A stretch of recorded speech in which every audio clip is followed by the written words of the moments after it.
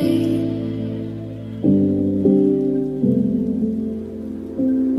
pulling all my walls down. I've never been exposed like this before. I'm good at shutting you out.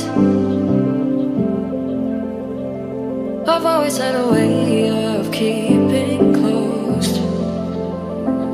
Beating, hiding, I've been calling out your name from the darkness, thinking it's too late.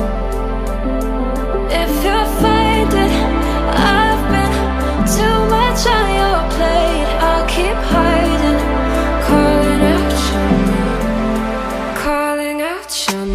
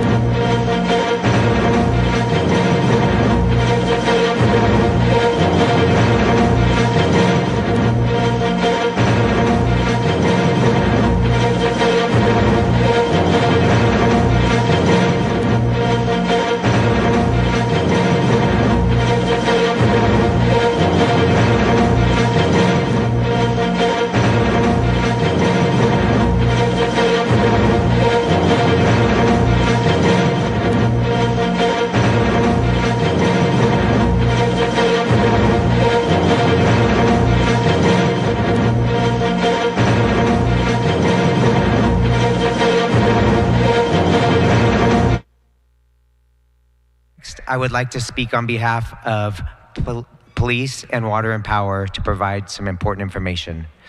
I want to reiterate that the city of Pasadena is not under any curfew mandate, and Police Chief Harris will be available for questions specific for police matters. Next, I would like to provide an update on the status of Water and Power. On the water side, please see the recent press release that was released today. We're in the final stages of water testing for most of our impacted areas.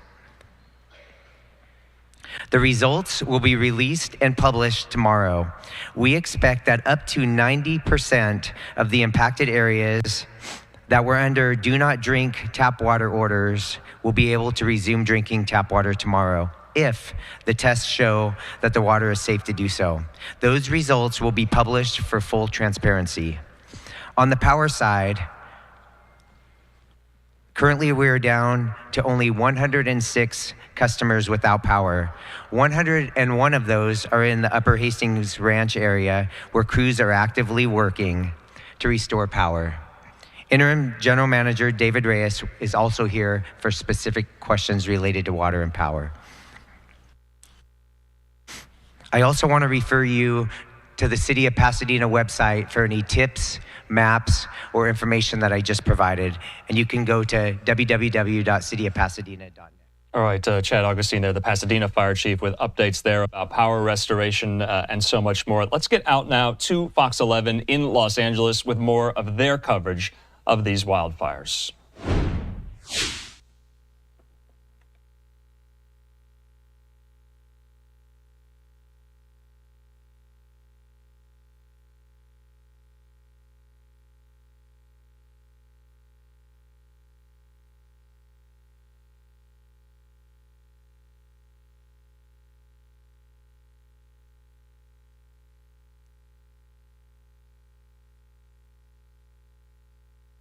All right, it does look like, apologize there. We are having some technical issues there with the audio coming in from Fox 11 in Los Angeles, though we've been relying so heavily on their coverage throughout the course of almost now a week since the Palisade fires began just last Tuesday. In the meantime, remember, some of these LA Unified School District officials are updating the public on the plans tomorrow for most schools in the nation's second largest school district to reopen, and all school offices will be open starting tomorrow there. Let's keep listening. I know that there will be obviously some parents who may experience issues that we have not contemplated. There will be a great deal of flexibility specific to attendance moving forward as we traverse through this crisis. Specific to employees, we're asking employees, if you have a special condition, if you have a circumstance that is impacting you, let your direct supervisor know, your principal know. We will exercise the flexibility and empathy necessary to deal with those. We understand that a one-size-fits-all approach sometimes fails people, and we are ready to accommodate the needs of individuals. Anything else? When do the buses go out exactly, and when do they leave the depot? So generally our buses will depart depot between 5:40 and 6 a.m. and they begin their routes. That's why it's critical that as we make final decisions and provide updates, as the superintendent noted, we want to make sure if there are any changes in conditions and circumstances that we notify our school communities before or around 5 a.m. so that we don't have buses rolling out and students being picked up by buses. So we know of 340 employees that have lost their homes? No. Yeah, the 340 employees are the employees affected by the mandatory evacuations. We do not have an exact number of employees who have lost their homes. We are in the beginning of a process to actually survey our entire workforce to determine that and connect those individuals to resources. We are working with a number of entities to facilitate that process and to make it easier for these individuals, but we do not have currently a fix on that. These, no doubt, there's a duplication of data. No doubt some of the individuals who were in mandatory areas that were evacuated may also include the number of individuals who lost their homes. But there's absolutely no doubt that in the Palisades, to a lesser extent, but certainly in Altadena, in Pasadena, there was the loss of homes to a number of our employees. We've spoken with a number of them who have volunteered that information. We're going to be very scientific in assessing who exactly lost their homes and amplify the level of support we can provide to these individuals. That is why we decided, whether you lost your home or you were relocated, we're going to begin with 5 days of paid time off, should you need it, at no cost to the employee, and a beginning investment of that $500 per employee through the foundation to ease this transition during these difficult times. All right, Superintendent Carvalho there saying for any employee of LAUSD, if they have lost their home or their home is damaged, they will get 5 days off paid leave there to just recover and work on getting their life back together. So I thought that was interesting there. Want to go now out, though, to Fox 11 in Los Angeles. Their coverage continues. Let's keep listening. each other and be together in their faith that gives them the strength and the courage to go on. And we all know that tough times impact all of us in many ways, whether it can be sickness or like this, a sudden loss of a home or a spouse. But somehow you get through it.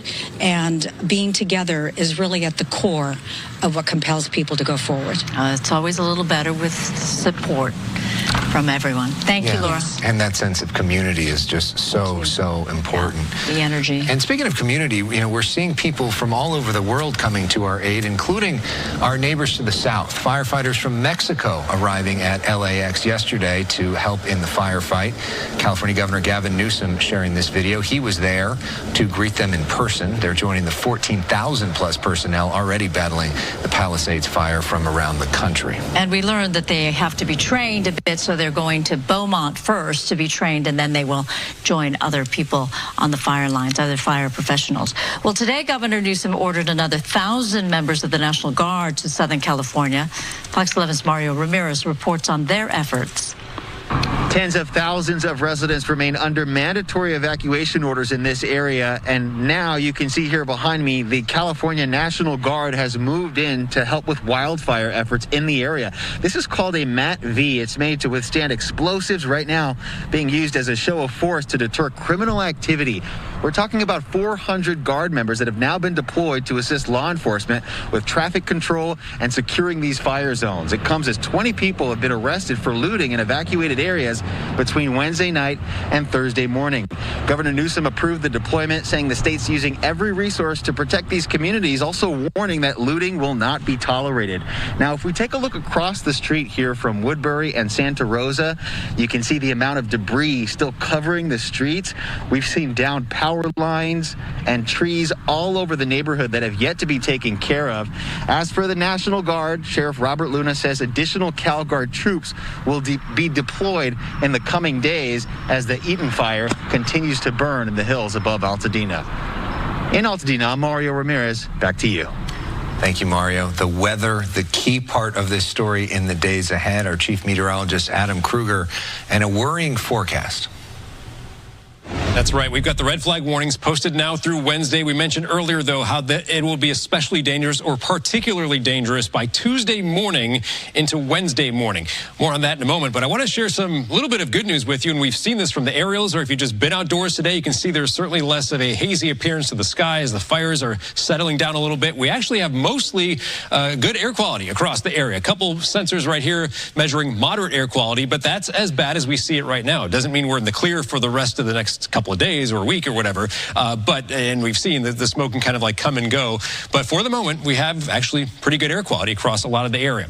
But we have those wind alerts in effect, and we talked about this earlier now. So all colors right here are currently under a wind advisory, but then it's these yellow spots that by Tuesday morning early at 4 a.m. will officially switch to a high wind warning, and that will be in effect until noon on Wednesday. And that's when we're in that particularly dangerous scenario where it's extreme Santa Ana wind conditions essentially, and if a fire were to start, it could get out of control very quickly. We've got those gusts that could be up to 60 to 70 miles per hour in those yellow areas. But even in the tan spots, gusts could peak at 45 to 55 in these next couple of days. Now, we haven't talked a lot about temperatures because it's all been wind focused and for good reason. But I do want to let you know, I mean, we've got, millions of people that are kind of away from these fires right now and just going about kind of normal weather and actually pleasant weather. But I do want to say that we've got some pretty cold temperatures coming our way for tonight. And a large part of this is because the air is so dry and the winds are kind of calming down, especially around the LA Basin area, and that's going to lead to some low 40s in parts of Los Angeles. And then we go into tomorrow, it's going to be a lot of sunshine mixed with, of course, some of the smoke in the air, and we've got temperatures 60s to near 70 degrees in many spots. And I'll just show you the 7-day forecast, which I haven't even used in, I think, 4 or 5 days or so because we've been so wind focused. But I just want to show you that there is no rain in the picture. The National Weather Service is hinting at Friday through Sunday there might be something showing up rain-wise. I'm not quite seeing it on models, not buying into it yet, but it'll be something to watch. Of course, we would hope for a little bit of rain at that time. But again, we got those winds. That'll be an issue through Wednesday. Then we're past the next upcoming Santa Ana wind event. And we do expect a cooler pattern and some less dry air, so slightly more humid air as we get into the end of this upcoming week. Guys? All right, Adam, thank you so much. Up next, we're going to talk about the incarcerated firefighters and their extraordinary work on the front lines. Hassan Piker, one of the biggest names online, went out, spent some time with them. He joins us live next.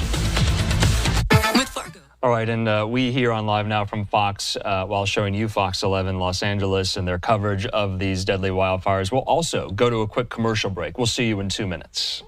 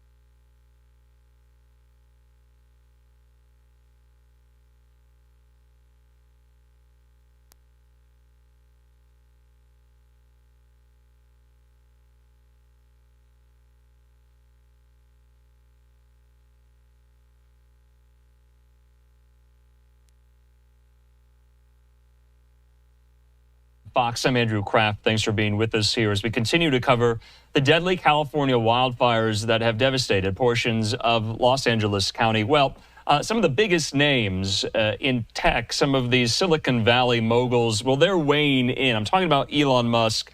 I'm talking about Amazon's Jeff Bezos here. I want to put this up. Musk saying this today. Apologies to those expecting Cybertruck deliveries in California over the next few days. We need to use those trucks as mobile-based stations to provide power to Starlink internet terminals in areas of LA without connectivity.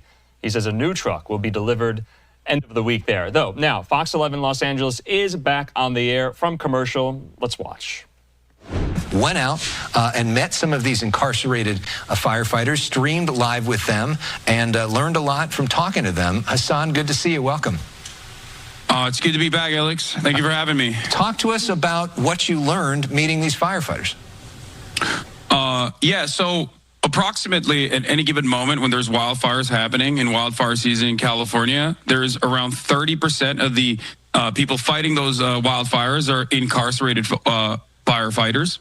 The California State and CAL FIRE have a collaborative program with the Forest Service where they basically train some of the incarcerated at what they call camps, conservation camps, where they learn how to clear brush and reach areas that bulldozers can't get to by foot. It's a lot of trekking. They're going and putting their lives on the line basically to ensure that Californians are safe during wildfire season. I met a now friend, Scott Budnick, who is a Hollywood producer. He produced Hangover, Project X, and Old School, and many other projects. He actually started this thing called the Anti-Recidivism Coalition.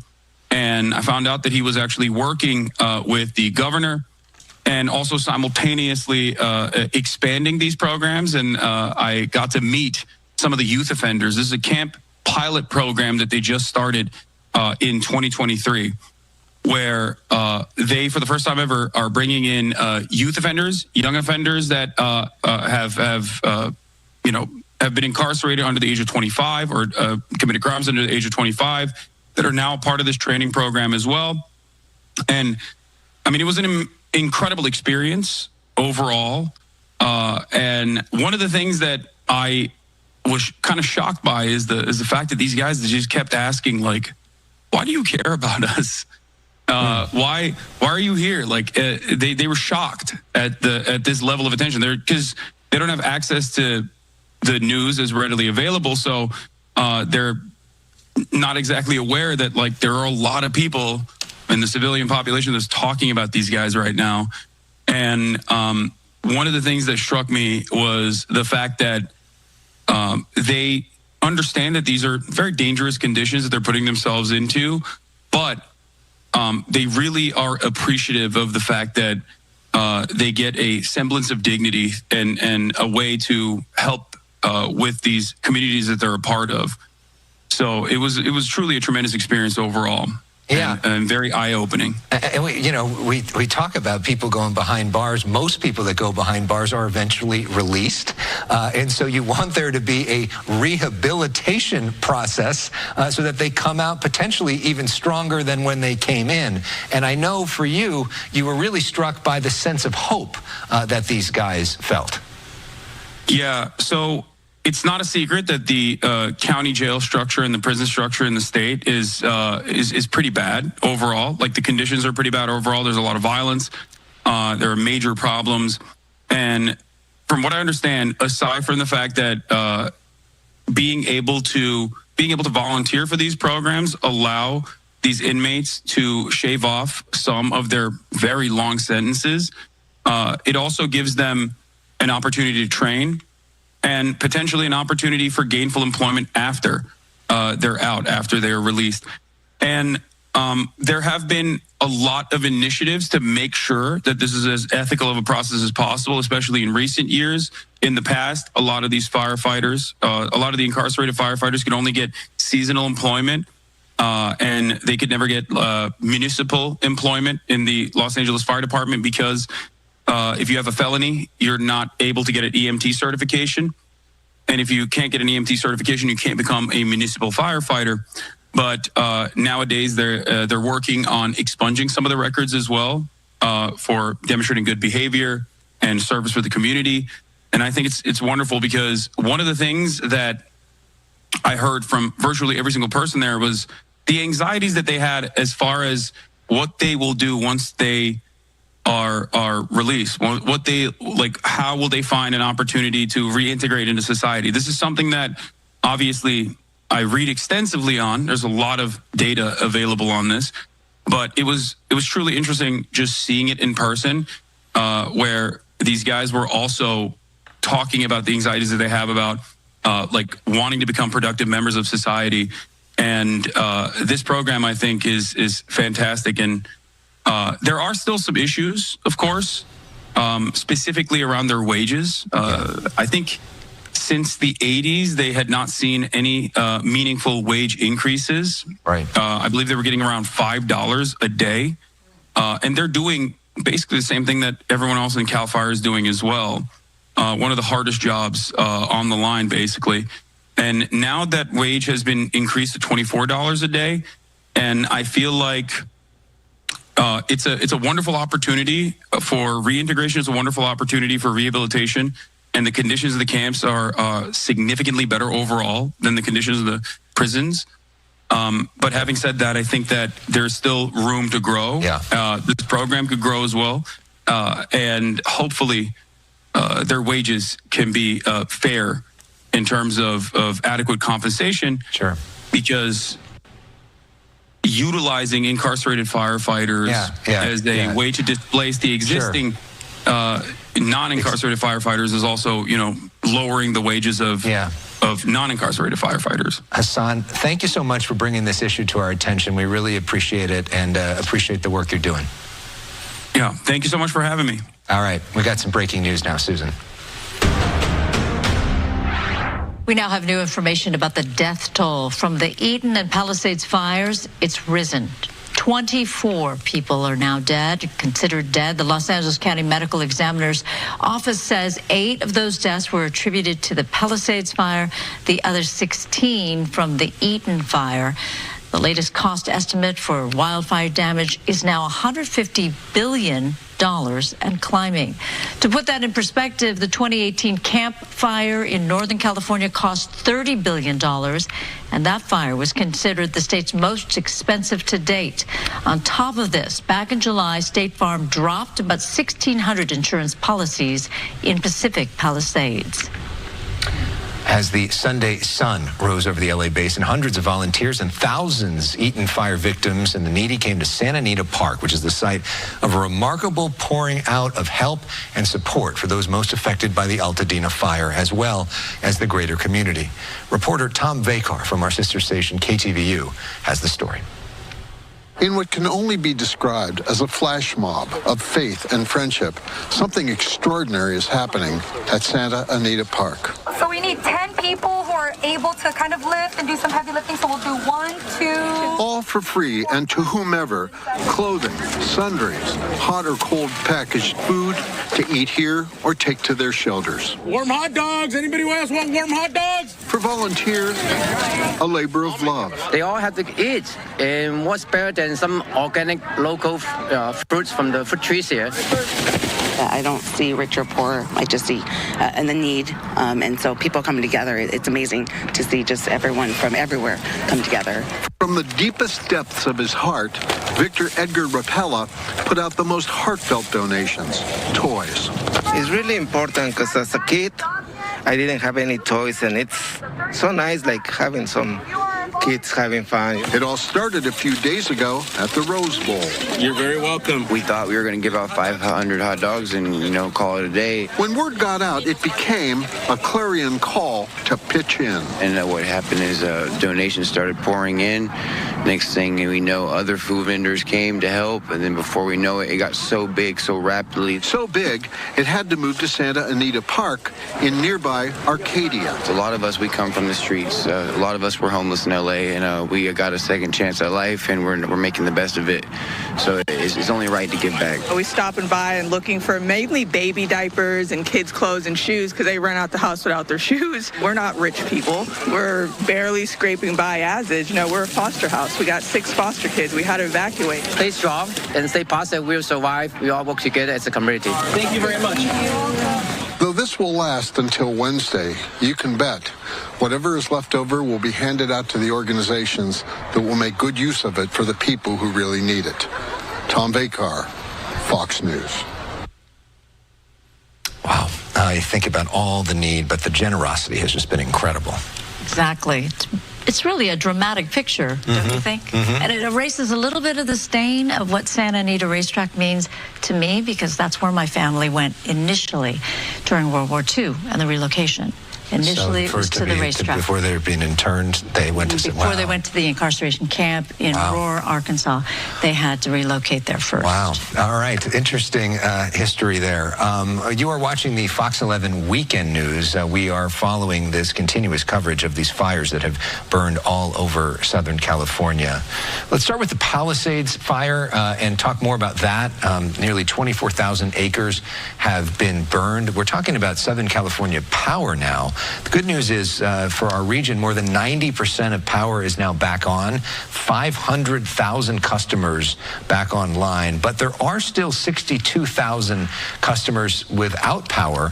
They expect full restoration, could take days or weeks, and of course, we could have more fires or more wind problems this week with high winds scheduled for late Monday, early Tuesday, so that could make the power situation more complicated. More complicated because, of course, they de-energize lines when you have those high winds, and they're worried about what those wires can do if they are blown down.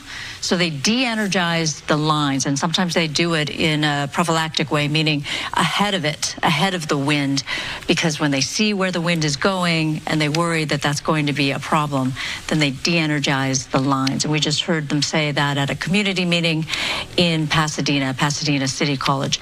If you want to look at the totals on how much has burned so far, we now know that the Palisades fire, nearly 24,000 acres have burned. It's 11% contained. And then the Eaton fire, it's more than 14,000 acres, and right now 27% contained. But yes, there's still a lot of concern with this weather situation coming early Tuesday morning. Now let's talk about schools. LAUSD announced earlier this hour that most schools and offices will be open tomorrow, with the only exception for those still in evacuation zones. We will reopen all sites based on an inclement weather protocol. What that means is that outdoor activity shall be restricted.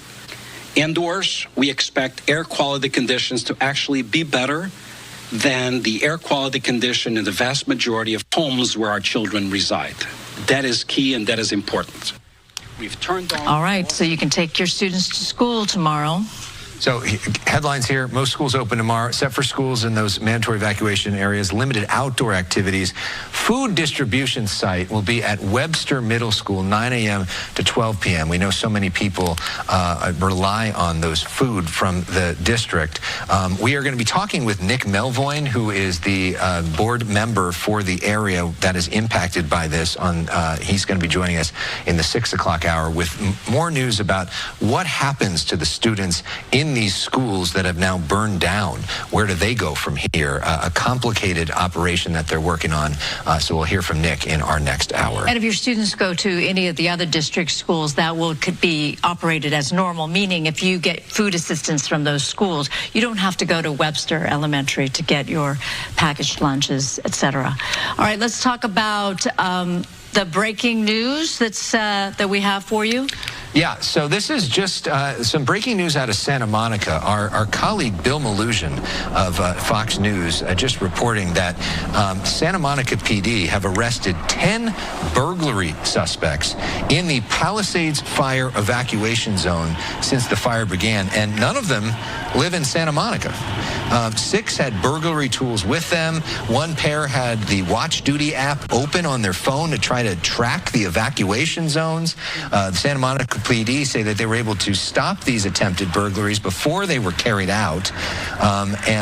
We understand that one of them was seen and ran. They had a foot chase, and they caught him in possession of a dagger, a window-breaking tool, a mask, gloves, and narcotics. His name is Joshua Khalil Love. He's 29 years old.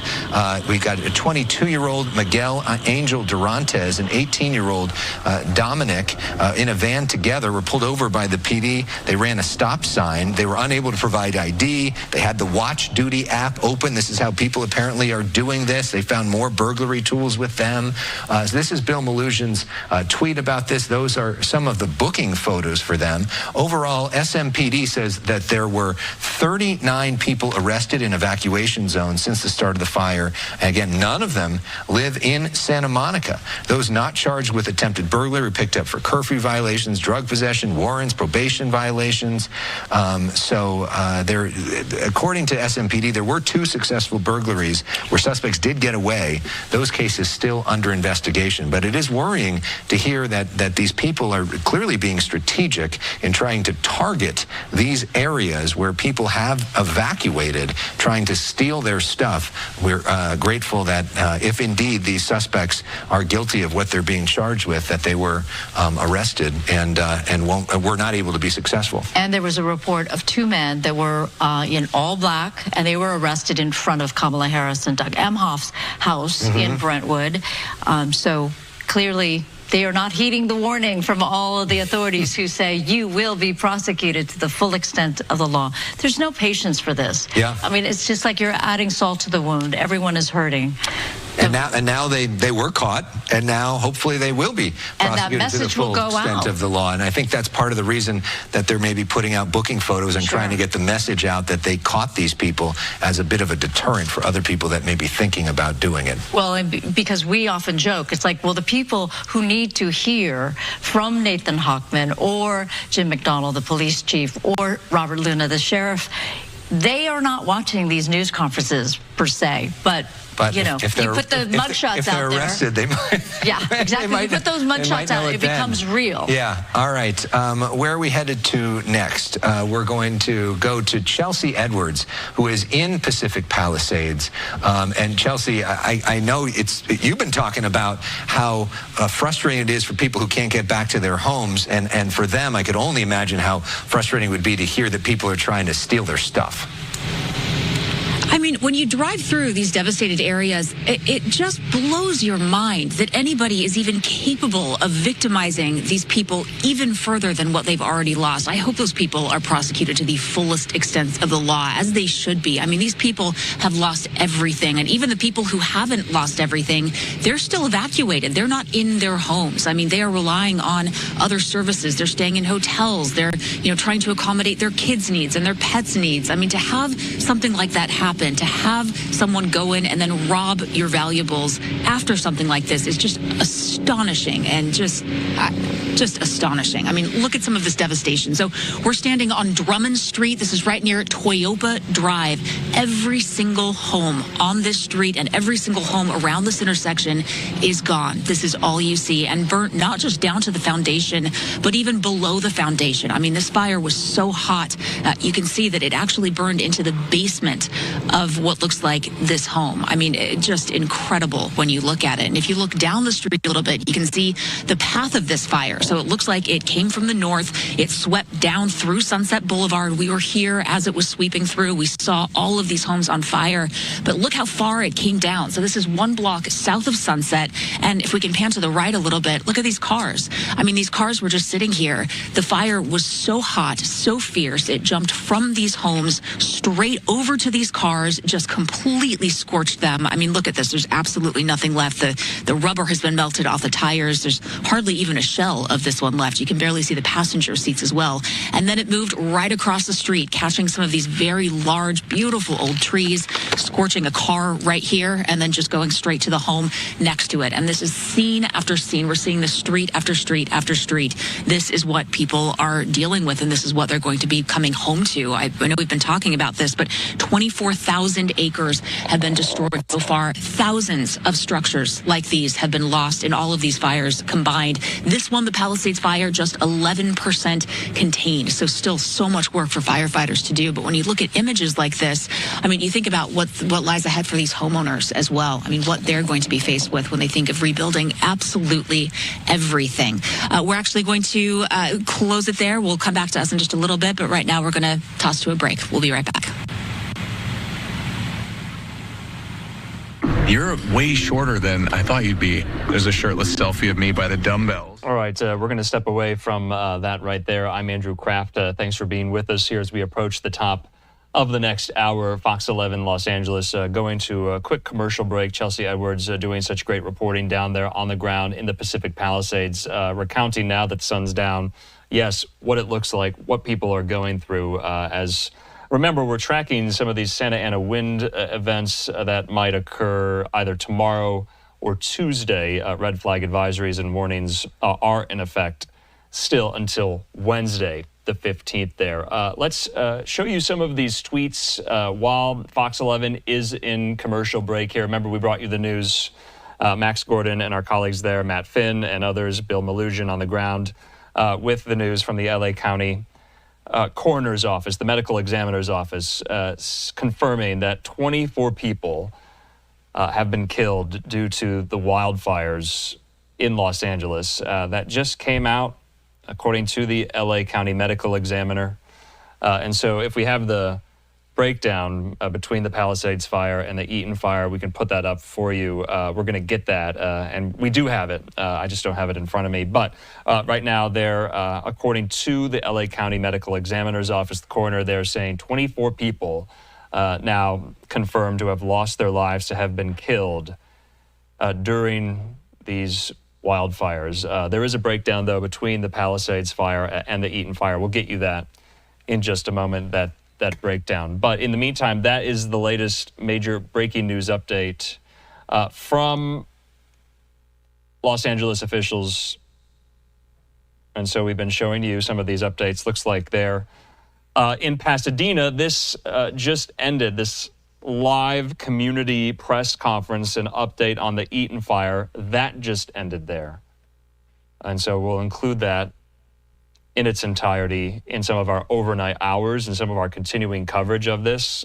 And so you saw there, you heard there from so many stakeholders, Pasadena Fire Chief, members of Congress, and members of the Los Angeles County kind of public system there, having to do with also Southern California Edison, Southern California Gas as well, just with more of this guidance to those in the area, especially in Altadena, that can't go home because they no longer have a home there. So I wanted to make sure we put that up as well. Remember, I had also said we were hearing before the break from some of these tech titans and tech moguls there in Silicon Valley. Elon Musk, yes, but also Jeff Bezos from Amazon doing his and his company's part in trying to make a difference and lend a helping hand. We've seen large efforts and small efforts, so to speak, as well. So if we could put that tweet up from Jeff Bezos. I do have this in front of me now because I know you're particularly interested in this, and that we just learned from the LA County Medical Examiner's Office that 24 people now confirmed to have lost their life due to these fires here. 8 individuals confirmed dead due to the Palisades fire, and 16 individuals confirmed dead due to the Eaton fire. And so this, of course, is going to be a story we're going to continue to follow throughout the course of the week here. Back out, though, to this tweet here I was mentioning from Jeff Bezos saying this: Amazon is working with first responders, nonprofit partners, and humanitarian relief agencies on the ground in Los Angeles to get them thousands of vital supplies. The team will continue to support relief efforts in coordination with community partners there as well. So wanted to make sure we got that in. But it does look like Fox 11 Los Angeles is back. We're in a new hour, 7 o'clock here Mountain Time, 6 o'clock there on the Pacific Time Zone. Let's go out to Fox 11 for more. Now, that big black spot, that's basically the burn scar that we've been talking so much about. And the mere fact that you see very few little lights, and some of those might be fire units, that is just an amazing sight indeed. But the breaking news of this evening is word from the National Weather Service that we all should be concerned about for early this next week. Adam Kruger here with that.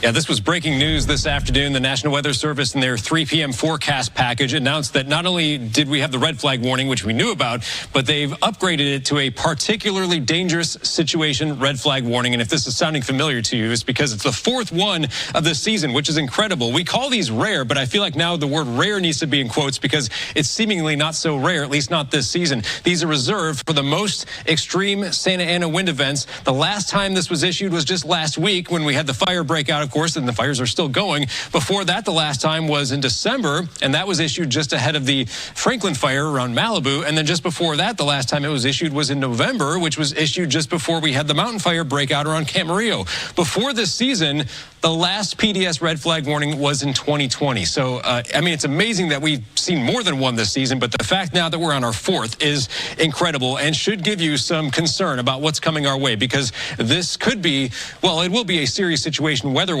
And then if a fire were to start, we could really see some problems coming our way. Now, the red flag warning is currently in effect and will be through the end of the day Wednesday. But it's this time frame, 4 a.m. Tuesday through noon on Wednesday, when the winds will be at their strongest. And that's when this is upgraded into that particularly dangerous, or PDS, red flag warning.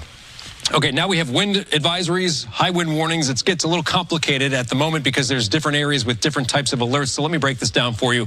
Right now, all areas, whether you're tan or yellow, are in a wind advisory because the winds are not up in high wind warning territory yet. So there's a wind advisory in effect. And as calm as the winds may seem around of Los Angeles right now, there actually are some pretty good gusts over 20 around the foothills and valleys, and even up in the higher elevations in the mountains. There's some 40+ mile-per-hour gusts right now. And that's why there's a wind advisory in effect for, again, all these areas. That's issued because of the potential for gusts that could get up to 45 to 55 miles per hour. It's in effect until noon on Wednesday for areas in tan. But in yellow, those spots will switch to a high wind warning starting at 4 a.m. Tuesday, so that lines up with that PDS red flag warning, and that expires at noon on Wednesday. And in this area, the gusts could be as high as 60 to 70 miles per hour, which is extreme, although I feel like we need to give different levels of extreme. You know, we have a weak, moderate, strong, and extreme for Santa Ana wind events, but last week was as extreme as it gets. So if it's like extreme plus was last week, now we're at regular extreme, if that makes sense, for this upcoming round on Tuesday morning through Wednesday. All right, now forecast wind gusts, again, not that bad. Some gusty spots up north, especially right now. But as we go into Monday, Monday's the day when we start kind of transitioning to some stronger winds. So it's not like, you know, we hit that 4 a.m. Tuesday time frame and winds just suddenly increase. They're going to gradually be increasing as we go through Monday. Purple areas would indicate where the forecast model says wind gusts could be 35 and up. So here we are on Monday, 8 o'clock in the morning. We're starting to see the winds come up already at this point. As we continue through Monday, winds slightly come up a little bit more. And notice the wind direction here, and we also heard this from the National Weather Service in the press conference, that the direction is just slightly different from the last Santa Ana wind event, which was more out of the north-northeast. This is more like northeast or east-northeast. Not that that really changes our level of concern. It's still dry, gusty Santa Ana winds, but just a slightly different wind direction, a little bit more like this. So this is now Monday afternoon. Now, as we go into Tuesday morning, we're going to see some of the highest numbers and most widespread strong wind gusts here, because this is when we get into the peak of this upcoming event, where gusts, as you see, over 50, some spots maybe around 60 miles per hour.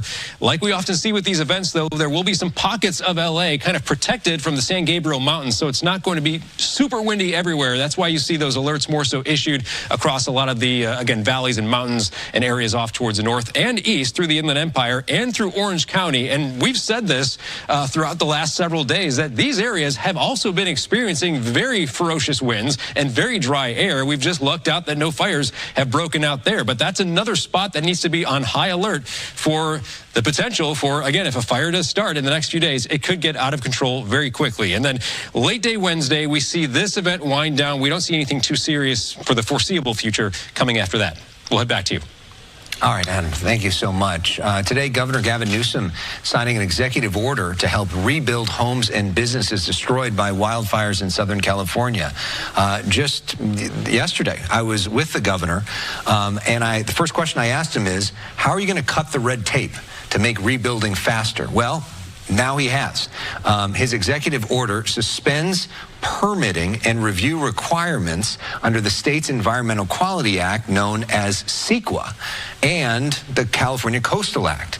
The goal here is to get these rebuilding projects underway faster. His order also aims to curb price gouging on building materials and other construction services. The governor says more will be done to help those impacted by the fires, but that's a big deal for people. We know how hard it is to build a home in California. This will help expedite this. But Susan, we know there's a lot of people that are saying, if you can do it here, why don't we get rid of it all the time? Because there's been people that have been pushing to get rid of CEQA for many years, say that's one of the main roadblocks to some of the home construction in California. But this is an emergency, and you've got to get people back to back to their homes or back to the point where they can rebuild.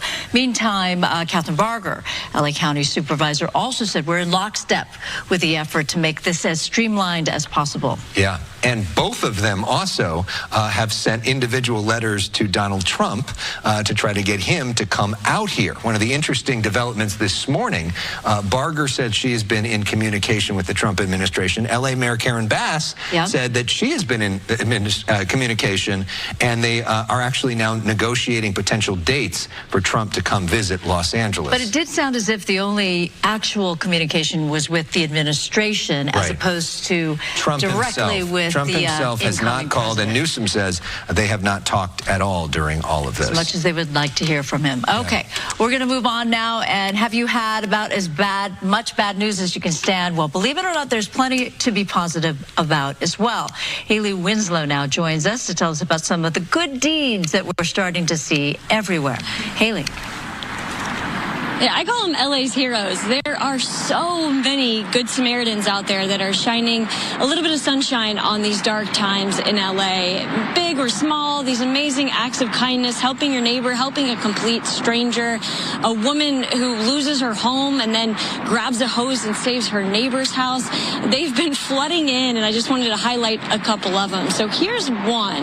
This is video of kids writing letters to firefighters and words of encouragement to fire victims. Now, this was inspired by 4-year-old Adeline Alvarez, and her dad's trying to teach her a valuable lesson of the importance of helping communities in crisis. But it stems from a really horrific incident that we've covered extensively back in 2020 that turned his life upside down. So he and his pregnant wife, Yesenia Alvarez, were on the sidewalk in Anaheim when they were hit by a DUI driver who was convicted last year. Now, his wife died, but they were able to save the baby, and that baby is Adeline, here writing letters and encouraging her friends to do the same. And your kids can join in too. So the Alvarez family has dropped off boxes at different locations around town and left supplies there as well. So you can write a letter to firefighters or words of encouragement to a fire victim. Then they're going to make sandwiches and kind of make a little care package and then stick those letters of encouragement and those colorful pictures to firefighters in the sandwich baggies and actually deliver them firsthand. Really remarkable. And I want to talk to you about a couple of locations where you can do this week. So they're at Santa Anita Racetrack right now. It is obviously a madhouse there, as we've heard. But you can also write a letter at Half Seas in Azusa, Sherman Oaks Galleria, or the Tequila Restaurant in Burbank. So many people, volunteering their blood, sweat, tears, and time and energy in this horrific time of need. So if you have somebody that you want to highlight, please send it to me. We've put something on our Instagram page as well on Fox 11, and we'd love to keep doing this and kind of highlighting the good deeds people all around LA and really from all over the world are doing to help us during this time. All right, I'm Haley Winslow, and I'll send it back to you. It is so remarkable how many people have reached out to us individually, hoping to help someone that we profiled perhaps on a news story. All right, so Nick Melvoin is a member of the LA Unified School Board. Yeah, he is with us now to talk about some big announcements from the district in terms of where we go. So we mentioned this briefly last hour, but a reminder for people that may just be joining us. Who's in school tomorrow? Who's not in school tomorrow? Well, thank you both for having me and for all your great coverage so far. So the vast majority, almost every LA Unified campus will be open tomorrow. We've had teams working around the clock over the weekend to check air quality, to clean the campus, to put new air filtration systems in, to provide masks for those schools that are within a few miles of the fires. And so almost every school open. The notable exceptions are those schools that are still in the mandatory evacuation zone. So those schools in the Palisades and Brentwood area, and one in Encino, Lanai Road Elementary.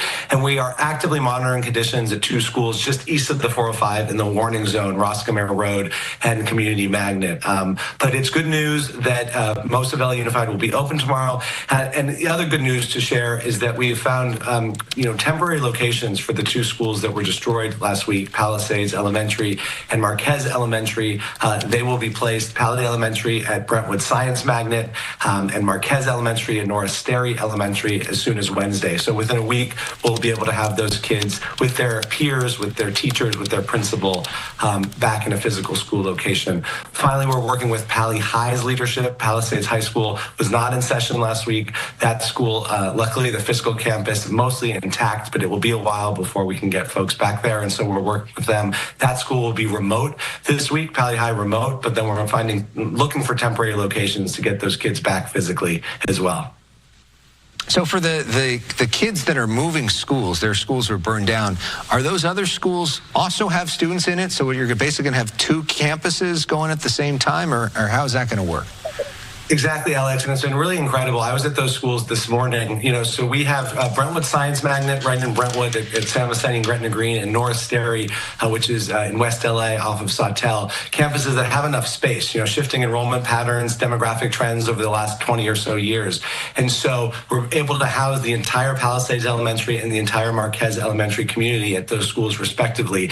And I have to give a huge shout out to the principals and the faculty at the receiving schools, because they've spent time time, moving their classrooms so that we're not just sending kids to random classrooms, but these schools that just had had such devastation in the last few days can actually be physically together. At Norris Sterry, they'll all be in one building. Palisades Elementary, Brentwood Elementary, one part of the campus. And so we're going to have two campuses, like you said, operating on one school site. And I just have to give a real shout out to the principals, the faculty.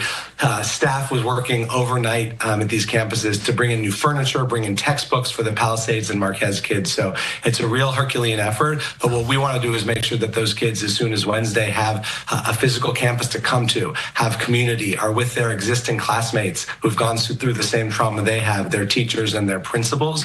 And we'll be doing Zooms and town halls for those parents at the affected schools tomorrow. We'll also be giving an opportunity for teachers at those schools to come to their new classrooms as soon as tomorrow to start setting up as those students will be at home kind of doing online learning. Wow, so that's a lot. And to do that in a couple of days, in less than a week, to basically move an entire campus and open up a brand new school, that's pretty amazing work there. It really is, Alex, and I have to say my commitment was to doing all we could as quickly as possible to keep these school communities together. And I just, my praise for the district staff, for the facilities folks, the maintenance and operations, health and environmental safety, the principals, school police's help. I mean, everyone, it was all hands on deck. And also, again, just huge appreciation for the families who have been affected by this and are working with us to get their kids safely back in school. But it is, I would say, one of the good news stories of this week is that we're able to relocate these kids within a week. And Nick, I feel like you've addressed it a little bit, but there must have been a huge thought process and a disregard of going back to COVID Zoom only, correct? Yeah, exactly. I mean, our kids have lost too much schooling over the last few years. You think of Palisades High School, right? The senior class were freshmen during COVID and so had a lot of online learning, which is why we're working with the Pali High, an independent charter school, but we're working closely with their leadership. I'll actually be addressing their faculty and staff in a meeting tomorrow to figure out all we can do to get those kids in temporary physical locations and then back to the Palisades Charter High School campus as soon as possible. But exactly, for those elementary school kids, they've been online partially last week. We know a lot of those families who lost their homes. Those students have just been trying to figure out where to live. We're providing support where we can. I just also have to thank the LA community who has been so generous in reaching out, doing toy drives for these kids and families, housing one another. The resilience and compassion has been incredible. But exactly, we wanted to get them back to a physical campus, avoid online learning if we can. And the nice thing about having them together as one community is that continuity of what they already knew. We can also target mental health support and trauma counselors, given what these students have been going through, not only losing their schools, but for so many of them, losing their homes as well. Well, with respect, government doesn't always move fast, and the bureaucracy sometimes takes forever to do something. So the fact that all this is happening that quickly and everybody's really going to get to stay together is definitely something to celebrate. In addition to celebrating your 3 impressive degrees behind you, Nick. I know. This is what I realized when I went to Zoom. It's like my childhood bedroom on one side and a doctor's office on the other. We appreciate it. Thanks for your tireless work over the last week. I know this is your hometown, and this has been an emotional experience. And it's good to see you, Nick Melvoin. Thanks for being with us. Thank you, Always Nick. a pleasure. Thanks. All right. Let's talk about this as well. So, let's just, again, go over what we have there. Most schools open tomorrow in the LAUS school district. Yeah. Okay, we're going to move on. Anxious residents displaced by fire evacuations may have been disappointed by the response of LA County's fire chief when asked, when can they go home? They can't go home simply because it's not safe. We've all spoke up here about the evacuation order areas and the evacuation warning areas. The minute it's safe, it's our collective priority, whether you're elected or appointed, to be able to get residents back in their home just as quickly as possible. That conversation is not going to occur until the end of the predicted red flag event that's on its way. As far as any compensation for housing for evacuated residents, elected officials are suggesting residents contact FEMA to request assistance. So we just talked about schools that are moving. Now let's talk about some churches. After one church burned down in the Eden fire, another church miles away answered their prayers. Laura Diaz joins us now live with that story from Montebello. Laura. Yes, Susan, 6 churches were destroyed in the Altadena area during that wildfire. So then the question becomes, where do you go for Sunday services? Well, one church here in Montebello said, we've got our doors open for you. We've got you.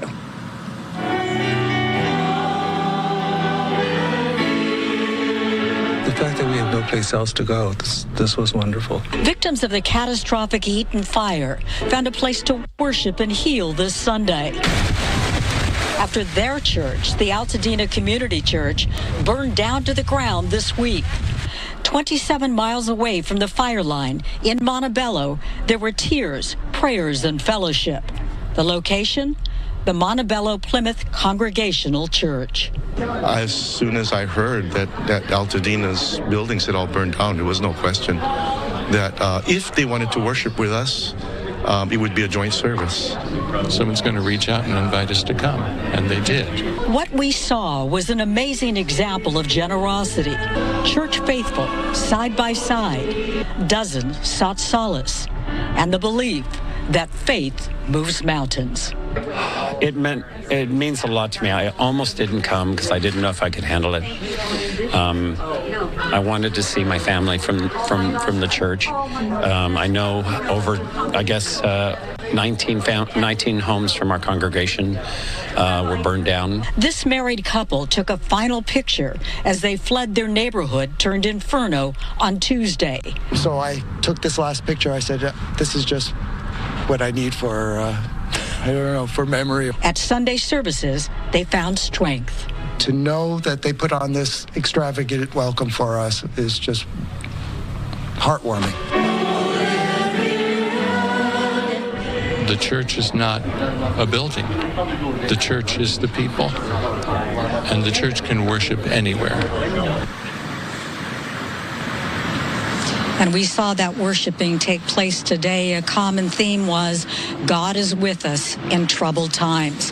Now, in addition to having the worship take place inside of the church, there is also an outreach to be able to help people find hotel rooms if they've lost their homes, and the collection of clothing.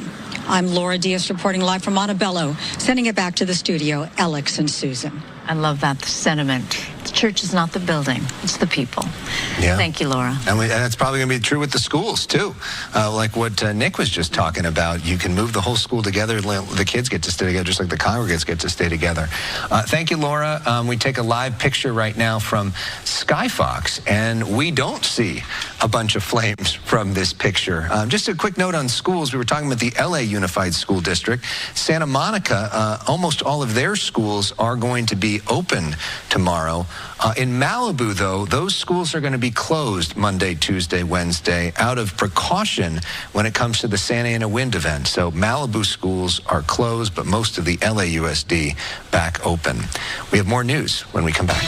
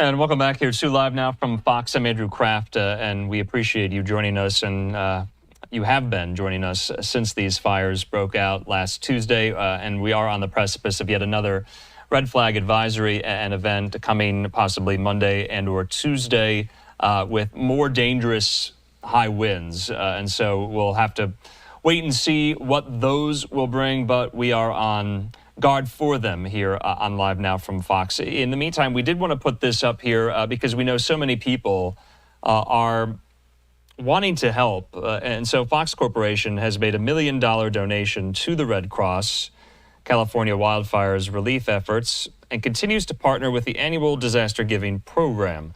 This partnership allows the Red Cross to respond immediately to disasters, providing safe shelter, hot meals, emotional support, and recovery resources. So here's how you can help.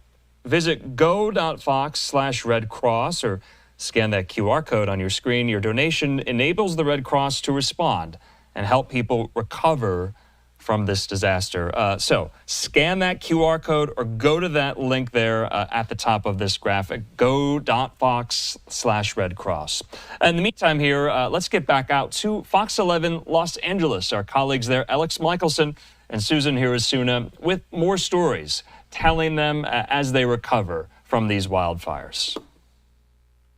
They don't know what's there. They're crime scenes. They have de-energized power lines. They may have dead bodies. I mean, there's a lot of investigation that needs to be done before they have a bunch of people going through it. So that's part of the reason that they're keeping people away. But we know that it is frustrating for a lot of people watching us right now who just want to go home. And, you know, one comment I heard was that somebody said, I need to go back to my home, which is still standing, to get prescription drugs.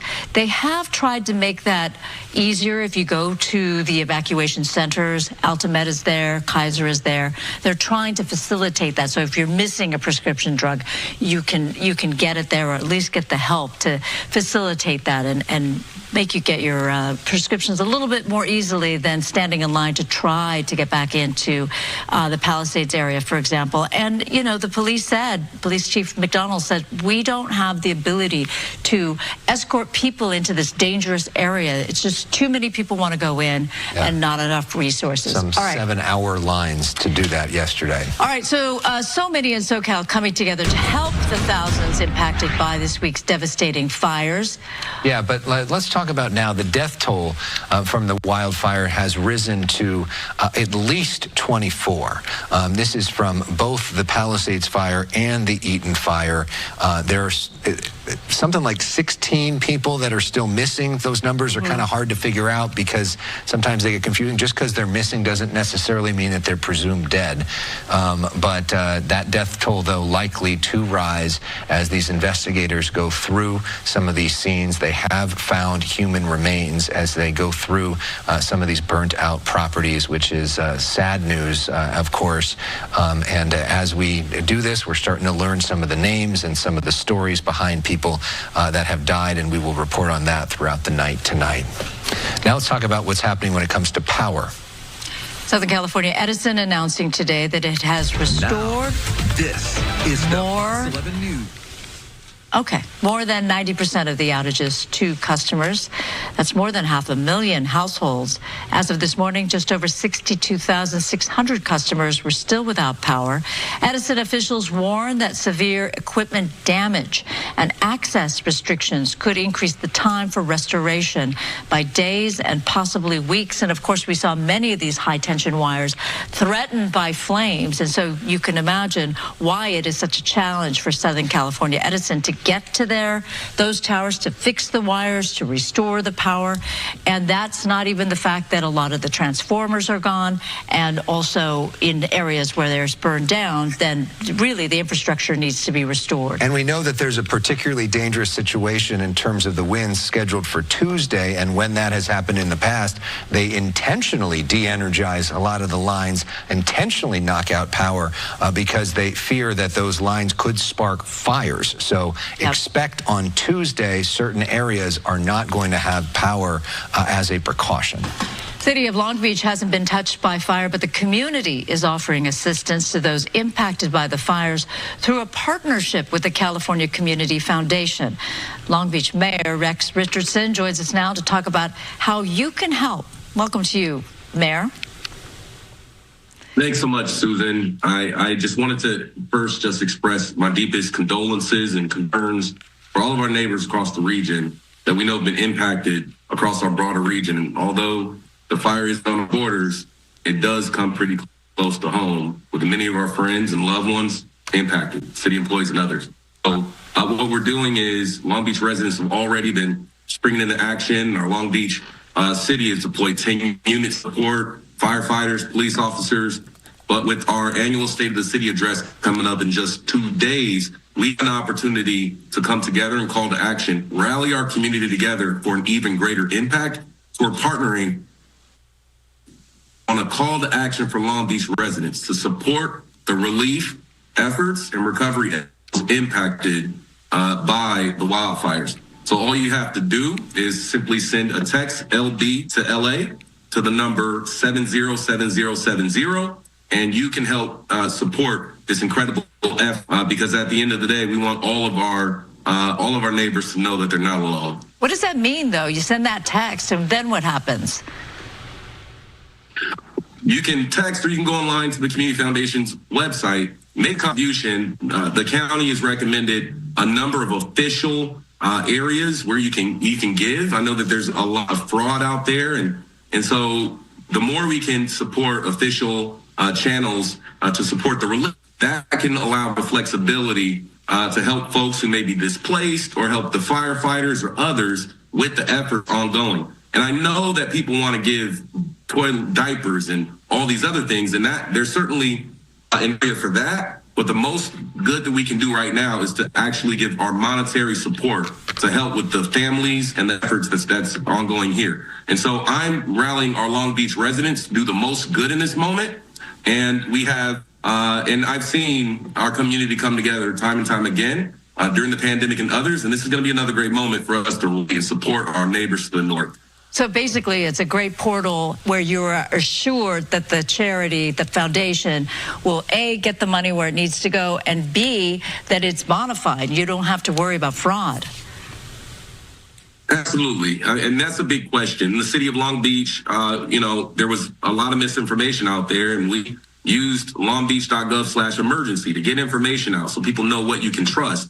And we know also that there are a number of GoFundMes or other attempts to mislead folks in this crisis. That's why it's important that we in this moment support charities, foundations, others, and there are a number of great ones. California Fire Foundation, American Red Cross, Salvation Army. They're all great, and the county's working with a number of the We interface directly with the county's emergency operations centers, and they recommend where we should drive our. Yeah. Mayor Richardson, I know we're having a little bit of technical problems with the signal from Zoom right there, but I think we got the main message out. And also, on behalf of the folks that are out there on the lines at West LA, a big thank you to the Long Beach firefighters who have been joining in. We've seen them out there as well. So here's the info right there. You can see what you need to text right there, LB2LA to 707070. And that will get you to the portal that he talked about. Long Beach Mayor Rex Richardson, thanks for joining us. Really appreciate it. Have a great night. Thanks so much. Take care. So many coming together to provide relief and support for those affected by these devastating fires, including several local radio personalities partnering with the Los Angeles Dream Center in a week-long drive. And today, our Amanda Salas was on hand to see how it was going. This has been immensely successful in terms of donations. You guys put out the ask, and people have not stopped showing up. LA has responded. They're getting the diapers ready. They're getting the food ready. And so we're going to be open momentarily. People will be coming in, and you've seen this all weekend long, and they come to you and they say, I have nothing. Where do you start? I think that's the most heartbreaking thing is these people have literally nothing. And so we have to sit here right on this campus and we have to help them rebuild their life. We're the feel-good station. It's kind of hard to feel good, but I think now is the time to start pivoting some of that, that nervous energy, that anxious energy that we've all been feeling looking at these images, and we're here at the Dream Center to do just that and give. Now is the time.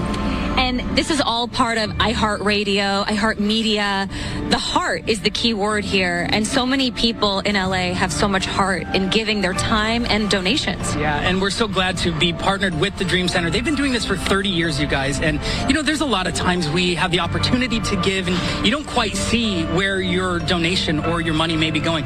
This is in real time. I'm talking 2 lanes. There's a drop-off and there's a pickup. And you can see what you bring going to somebody in need right now, in the immediate. What kind of donations are you seeing coming in? Everything from, really non-perishable food items to, towels, bedding, blankets. Think about, if you lost everything, what's the most basic thing that you would need? And that's what people are bringing here. All weekend long and all this week, Monday through Saturday, 9 a.m. to 7 p.m., the Dream Center is receiving and giving donations to those who need it most right now, affected by these wildfires. If you don't know where to start, but you want to do your part, you can start with iHeart. I saw everything that was going on. I was like, this is what community is about. People talk about LA so much and say people are so self-centered, but in the midst of chaos, everybody comes together. The great news is I've been to several donation sites all over the city, and they have so many things. Now we need people to sort them. That was at the end there, we were seeing Gray Drake, who's our film critic here on Fox 11, a lot of the iHeartRadio personalities. The Dream Center, if you've never been, is a spot in Hollywood. Most of the time, they're focused on helping a lot of the homeless and getting them to transition. It's a faith-based facility, but they help the community every day, and during COVID, they were there for folks. So if you want to get more information, you can go to dreamcenter.org and consider volunteering, consider donating, or if you're in need of help, they might be able to help you there as well. And they were right in it from the beginning, saying, if you need to go someplace, come here. We'll figure it out. Day one, they were texting both me and Marla on the desk saying, tell people, come here. We love them. We've volunteered with them for years, and they really believe in what they're doing. All right, we love Adam Kruger, too, because right now he's a very important person, and he's going to tell us about some other acronym that we're learning. Yeah, that PDS, red flag warning, right? Particularly dangerous situation. Before we even go there, though, I want to take a look back. I captured a snapshot from Sky Fox before the sun went down today of the incredible view of the northern edge of the Palisades fire here. So this is that burn area that looks a little bit more like the moonscape, right? And then we have the non-burned area, and you can see clearly where that successful air attack was with the red fire retardant, which they dye red intentionally so they can see where they lay it down.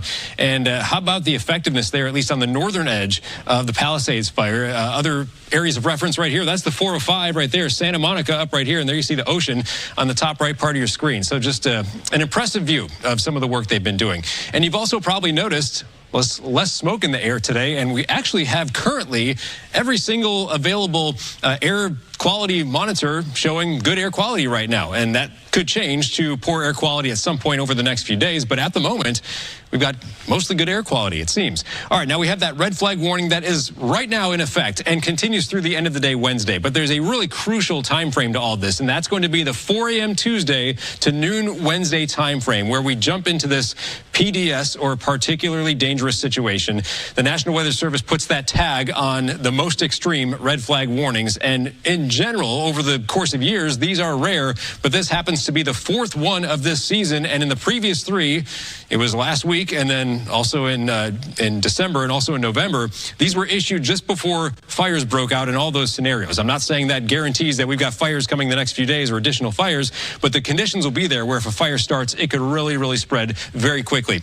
We've got wind advisories and high wind warnings posted on the map right now. And notice here's Los Angeles, so a lot of this is off towards the north, the mountains, the valleys, foothills, all kind of north, generally north of Los Angeles. Winds will be lower farther south. Now, wind advisories are currently in effect for both of these colors right here, but the yellow spots will switch from a wind advisory to a high wind warning, starting with that same time frame where we talked about the PDS red flag warning. So that's going to be Tuesday morning into noon on Wednesday. And in those yellow areas, that's when the gusts could reach 60 to 70. And as extreme as that is, it is not as extreme as the hurricane force winds we had in some spots going back to Tuesday night to Wednesday of this past week. That's when we had some of the higher elevations reach 80 to 100 mile an hour mile-per-hour winds. So we're not getting into that territory, but still extreme Santa Ana wind conditions coming. So let's go through tonight. Things are not that bad. We go into Monday, we start to see the wind speeds coming up. This will be a gradual increase into that peak that happens on Tuesday. So Monday, areas in purple could see gusts 35 or higher. And again, there might be some spots over 40, as you see. As we continue into Monday afternoon, we see the winds just generally pretty windy, but they do get stronger as we go into Tuesday morning. There you see some of those numbers showing 50 plus. So that's going to be when we're most concerned for, like we said, that PDS red flag warning. That'll be Tuesday into noon on Wednesday. Back to you. Adam, thank you so much. We encourage people to give. Fox, partnering with the American Red Cross, our parent company, donating $1 million to this effort. You can scan the QR code on your screen to go right to the website. If you'd prefer to type it in, the website is go.fox/Red Cross. That donation is going to go right to helping the victims of these fires. And again, there's been a huge effort by people who want to donate clothes and shoes, and it turns out really this is the easiest way. Money. Is to donate money. Yep. All right, much more of our continuing coverage of the deadly Southern California wildfires. We'll be right back.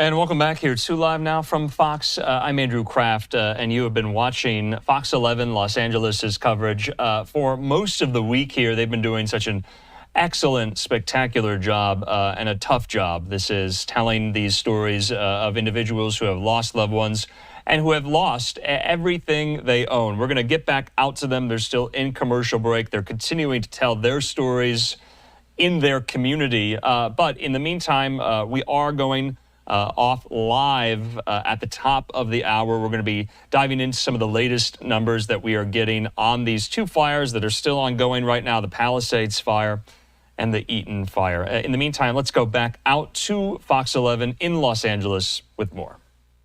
Many people are displaced right now and so little housing already in LA that we are getting flooded really with people that are just trying to help. And one of those people is a man who's got a lot of properties on Airbnb. We'll go to the video and show you kind of what's going on. So Airbnb in 211 LA basically partnered to provide housing for 25,000 people.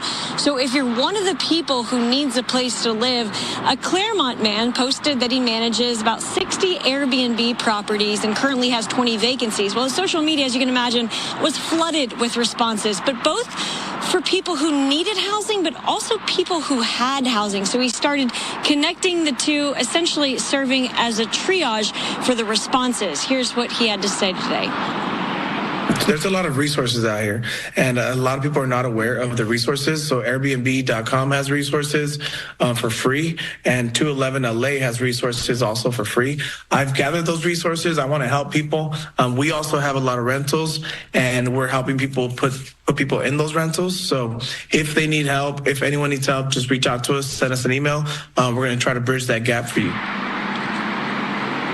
So if you need housing or you have housing, you can email him, and we've put this information on our website already on foxla.com, but it's limonbnb@gmail.com. And if you want to help, but you don't have housing or need it, but you want to donate, he started a GoFundMe. And just full transparency, his cousin works for us at Fox 11 at the assignment desk. She's one of the ones juggling the 911 calls, kind of serving as a dispatcher with people asking if they have to evacuate. So she put us in contact with Gerardo, who's really kind of made it into another job. He's doing this voluntarily to help, and it's really the impact that he's made and the responses he's gotten is tremendous. Now, if you don't want to do the Airbnb thing, maybe an RV. We're here at El Monte RVs right now, and there are locations all over Southern California. They're offering a minimum of a 20% discount if you want to rent one of these RVs temporarily, or of course you could buy one. And they've really been doing this all over the world during disasters, hurricanes and that sort of thing, and they made it a really kind of more of a definite thing during COVID. So there's some beautiful RVs here, and they are working with insurance companies and campgrounds to make it really easy as possible on people who are affected by these wildfires. Reporting live here in Santa Fe Springs, I'm Haley Winslow, Fox 11 News. And Haley, as you pointed out earlier, it might be a good time to just leave and take that RV and go someplace much more pleasant, much more helpful.